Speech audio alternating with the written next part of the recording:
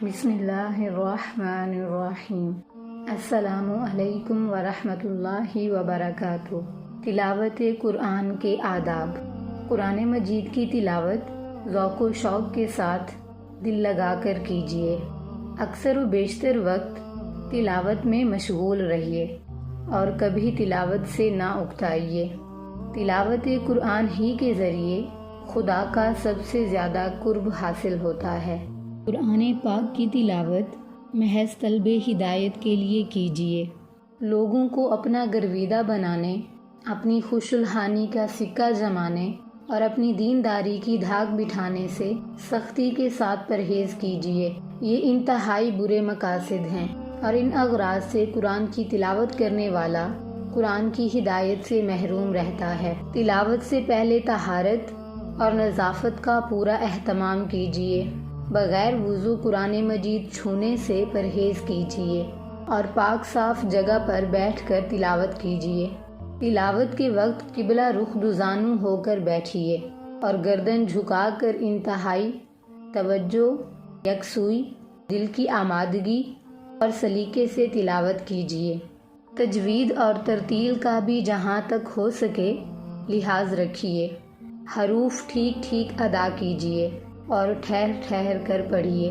اپنی آواز اور اپنے لہجے سے قرآن کو آراستہ کریے۔ نہ زیادہ زور سے پڑھیے اور نہ بالکل ہی آہستہ، بلکہ درمیانی آواز میں پڑھیے۔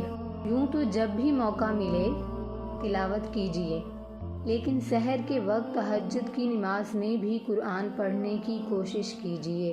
یہ تلاوت قرآن کی فضیلت کا سب سے اونچا درجہ ہے اور مومن کی یہ تمنا ہونی چاہیے کہ وہ تلاوت کا اونچے سے اونچا مرتبہ حاصل کرے۔ 3 دن سے کم میں قرآن شریف ختم کرنے کی کوشش نہ کیجیے۔ قرآن کی عظمت و وقت کا احساس رکھیے اور جس طرح ظاہری طہارت اور پاکی کا لحاظ کیا ہے، اسی طرح دل کو بھی گندے خیالات، برے جذبات اور ناپاک مقاصد سے پاک کیجیے۔ جو دل گندے اور نجس خیالات سے آلودہ ہے، اس میں نہ قرآن پاک کی عظمت و وقت بیٹھ سکتی ہے اور نہ وہ قرآن کے معارف و حقائق ہی کو سمجھ سکتا ہے۔ یہ سمجھ کر تلاوت کیجیے کہ روئے زمین پر انسان کو اگر ہدایت مل سکتی ہے تو صرف اسی کتاب سے، اسی تصور کے ساتھ اس میں تفکر اور تدبر کیجیے۔ اس کے حقائق اور حکمتوں کو سمجھنے کی کوشش کیجیے۔ فر تلاوت نہ کیجیے، بلکہ سمجھ سمجھ کر پڑھنے کی عادت ڈالیے اور اس میں غور و فکر کرنے کی کوشش کیجیے۔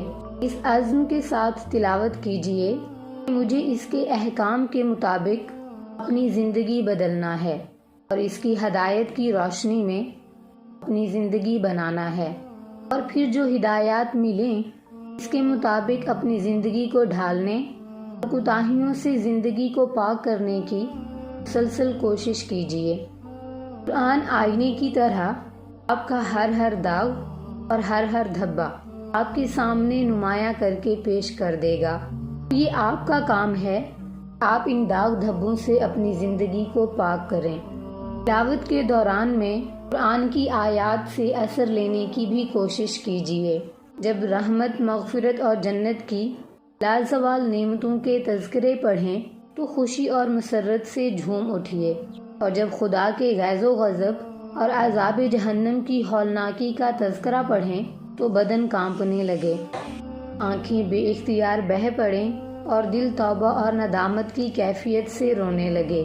جب مومنین صالحین کی کامرانی کا حال پڑھیں تو چہرہ دمکنے لگے، اور جب قوموں کی تباہی کا حال پڑھیں تو غم سے نڈھال نظر آئیں۔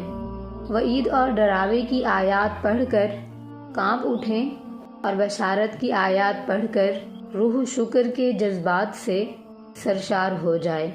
تلاوت کے بعد دعا مانگیے کہ اے خدایا، میری زبان تیری کتاب میں سے جو کچھ تلاوت کرے مجھے توفیق دے کہ میں اس میں غور و فکر کروں۔ اے خدایا، مجھے اس کی سمجھ دے، مجھے اس کے مفہوم و معانی کی معرفت بخش اور اس کے عجائبات کو پانے کی نظر عطا کر، اور جب تک زندہ رہوں مجھے توفیق دے کہ میں اس پر عمل کرتا رہوں بے شک تو ہر چیز پر قادر ہے۔ جزاک اللہ خیرہ۔